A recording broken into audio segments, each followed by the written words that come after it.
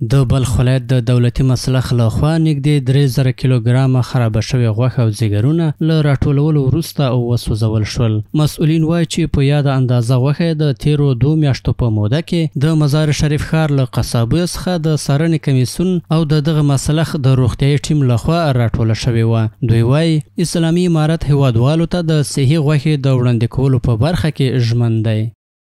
تقریبا 2842 کیلو امروز گوشت و جگر شاهد هستیم. امروز توسط نمایندای ارگان‌های مختلف، کلانتر قصابی‌ها، از شهروالی، از استخبارات، از قماندانی، از ولایت کلگی حضور دارند. توسط حضور از اینا گوشت‌ها امروز حریق شد. با آمدن امارت اسلامی افغانستان در بازار گوشت صحی بالخصوص در شهر مزار شریف تغییرات خیلی خوبی آمده.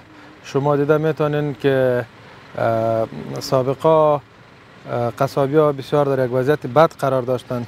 لله الحمد با همکاری ادارات محترم زراعت، شهروالی و ریاست محترم زراعت در این بخش زیاد کوشش صورت گرفته و کمیسیون همه روزه نظارت میکنه که به نتیجه کاوش ها و زحمات آن در قصابی ها بسیار زیاد تغییرات آمده.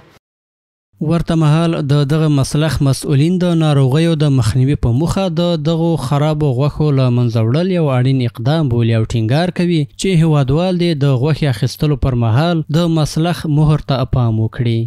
د وطندارانو دریم دغه تقاضا ده هغه غوښه باید استفاده کړي چې هغه په مسلخ کې ټاپه شوي لیبل شوي وي او زموږ د ډاکټر صاحبانو په باندې تایید کړی د دې مهر ټاپه باید هغه غوښې نه زموږ وطنداران استفاده وکړي. تقریبا بیشتر از 250 امراض هست که بین انسان و حیوان مشترک است. مثلا آنتراکس است و توبرکلوز است، بروسلوز است.